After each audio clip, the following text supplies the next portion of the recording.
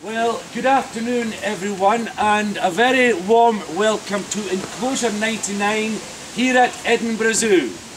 My name is Johnny and I am one of the zookeepers for our human animals here in Enclosure 99.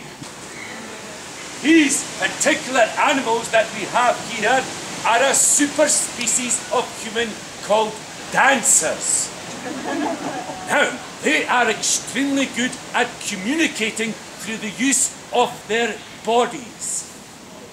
They are also highly skilled at imitating movement. Now, this can sometimes develop into something called choreography. They are bipedal. Now, does anyone know what that word means? Bipedal. It means that they spend most of the time moving about on their two legs. However, dancers are a very flexible animal physically and can often be found in quite peculiar and often entertaining positions. Now, dancers come in all shapes, sizes, colours and nationalities. In fact, we have quite a mixture of nationalities with us within this group. We have some from China, New Zealand, Australia, Holland, and yes, even sunny Edinburgh. So, a fine example of cross-cultural interaction happening within this group. Now, as I said earlier, they are extremely good at using their body, sometimes with very fast movements and sometimes with very slow movements. Now, this movement is often used as a form of expression and basically communication. Although their diet is a wide and varied one, dancers have an extraordinary ability to live on rice cakes and tiny budgets. Also something called funding, which sadly, ladies and gentlemen, boys and girls, is becoming rarer and rarer in their natural environment. So much so that there is a very real threat of them becoming endangered, or indeed worse, extinct. However, we are extremely lucky to have these wonderful specimens with us here in Enclosure 99. Now, I'd like to introduce to you to a couple of the members of the group here, if I may. I'd like to start with the one who I have a very soft spot for, and that's Fiona. I particularly like Fiona because she's Scottish. She was born in Edinburgh. Fiona here, fine specimen.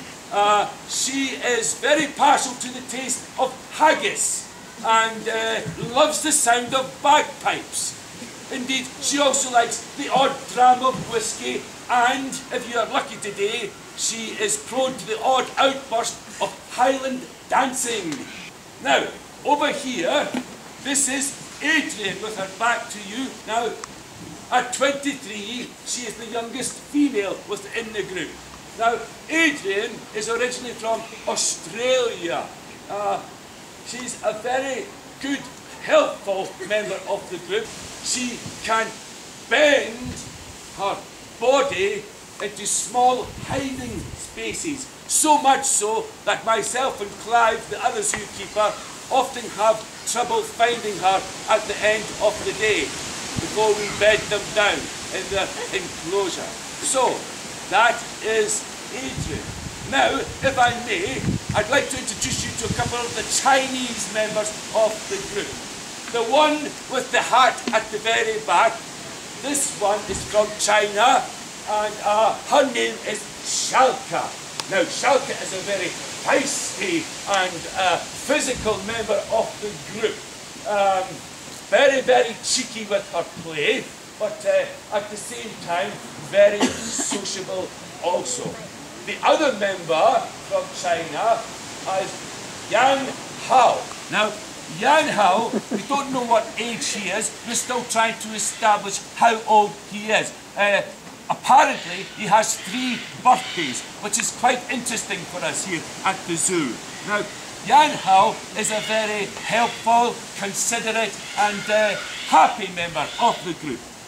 He often pretends to be shy, which we as zookeepers think this is his unique way of trying to gain respect within the group, or indeed an extra portion at lunchtime.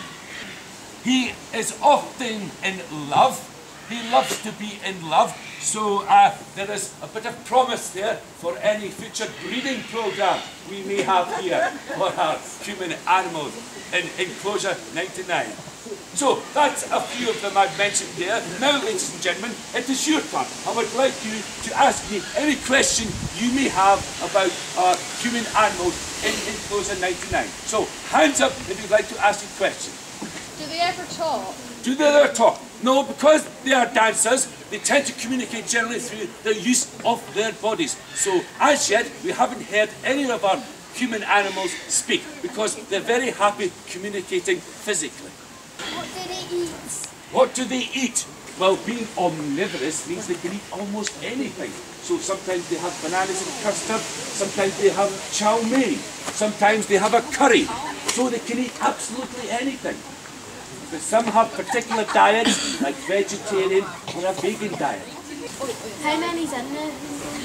Well, okay, let's have a count, shall we? Because they keep disappearing. So here we have 1, 2, 3, 4, 5, 6, 7, 8, 9. Where do they sleep? Where do they sleep? They sleep at the back of the enclosure. At 5 o'clock, we close this particular enclosure at 5 o'clock and we tuck them round there with some cocoa. How long do they have to stay in the enclosure?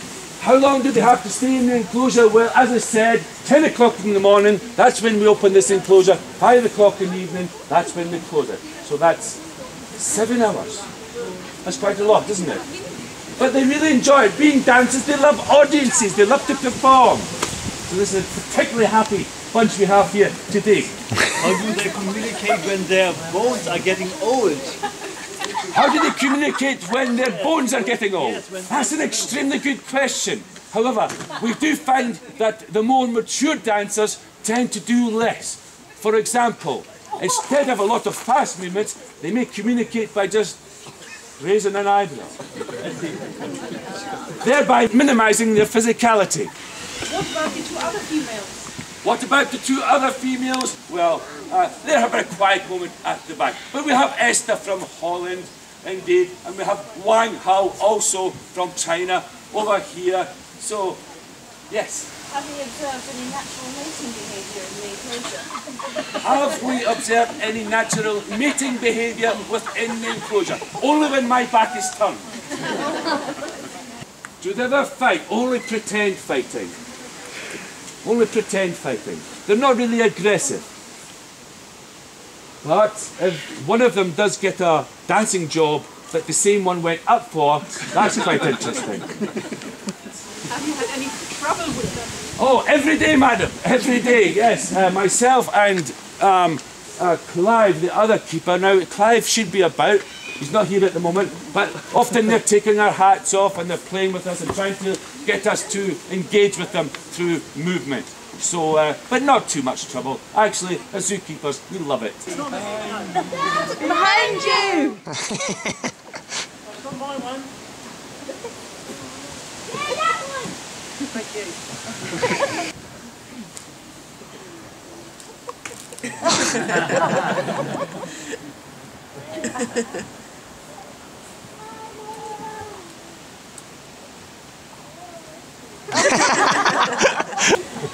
Over here!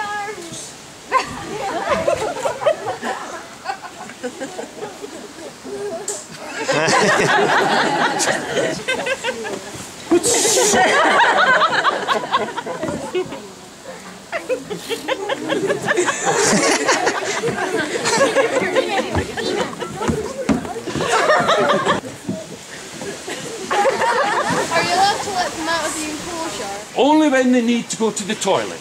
It saves us a lot of cleaning up. Do they really live here? Do they really live here? Well, of course they really live here. Of course. Are they dangerous? Are they dangerous? They are only dangerous if you are dangerous to them. We are not dangerous. Would you like to touch them? Yeah. I'm sure you would. But I'm not too sure they would like you touching them. It'd be a bit odd if you were sitting on the bus and all of a sudden someone would just go... That would be a bit odd. So we can give them the same respect. But by all means observe and enjoy the wonder that is the human animal. Some lose their eyes. Do some of them lose their eyes? Another one pokes them in the eye. Does that answer your question? Thank you so much. Any other questions? Yes. Are they born as dancers?